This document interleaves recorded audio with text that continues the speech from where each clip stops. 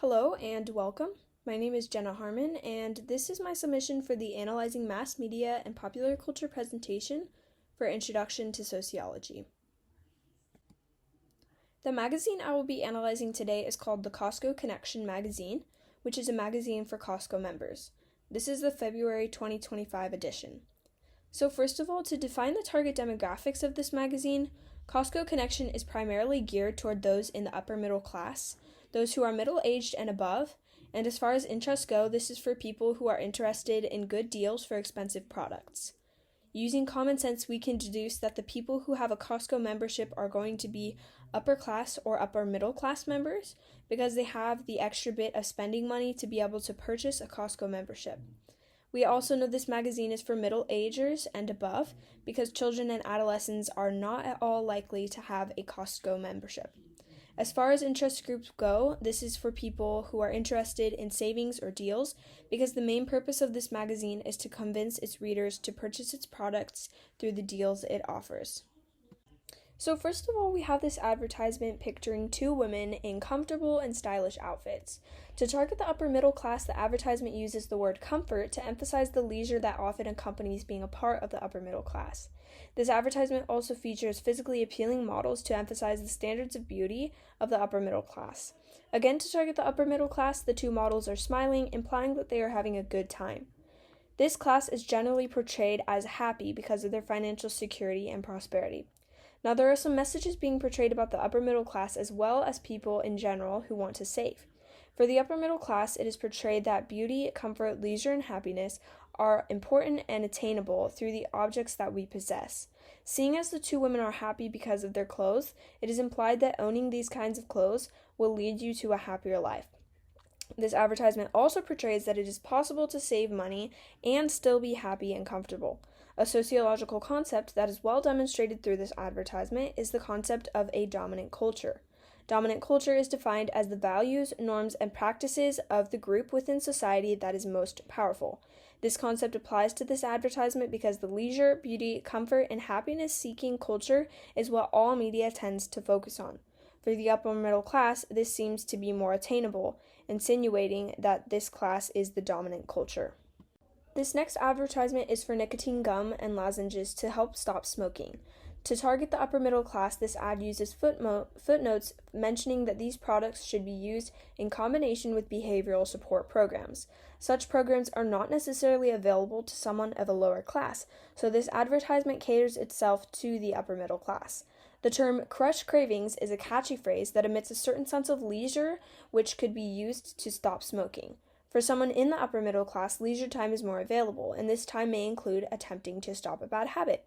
To target the audience who wants to save money, the $15 off offer is emphasized. This portrays the audience as people who are more motivated to purchase a product when a deal is offered. This advertisement portrays many messages about these social groups. First, it portrays the upper middle class as people who focus on health. When you have money to spare, this ad seems to suggest that it should be used to better yourself and your health. This advertisement also portrays that people who want to save money should work on changing their bad habits. A sociological concept which applies to this advertisement is social influence and peer pressure, which can be a positive thing. In this case, social influence is defined as the group impact on others' decisions, and this colorful advertisement draws people's eyes and pressures people to purchase this product in an attempt to quit a bad habit. This next ad features a smiling girl and encourages customers to purchase this product in order to keep girls more confident in their bodies and thus more confident playing sports. The characteristics used to target the audience include the picture of the smiling girl, which targets both middle-aged people and those in the upper middle class. This advertisement is obviously geared towards parents who tend to be middle-aged and people with sufficient money to put their kids in sports, usually the upper middle class. There's also a footnote stating that 5 cents for every item will be donated by Dove to Boys and Girls Clubs of America. This targets the middle-aged and upper-middle-class audience who might have more sympathy and motivation to purchase this product if it means it will be better for the futures of children. With the catchy slogan, the target audience members are portrayed as hopeful for the future of girls in sports. This advertisement portrays middle-agers as valuing success for the next generation. It demonstrates that this age group feels more motivated to help their children have a brighter future. It also portrays the middle-upper class as people who should use their money on beneficial programs and products. The sociological concept of socioeconomic status and life chances is described as such in the way of health. those at the bottom of the social class ladder are the least likely to obtain adequate nutrition, shelter, clothing, and healthcare, and are thus more prone to illness. Since the target audience of this magazine is the upper middle class, these people are more exposed to this magazine. These higher classes are encouraged that their children will have better life chances if they put in the effort to purchase a product which would help them to do so. This advertisement draws a line directly between socioeconomic class life chances in the health domain.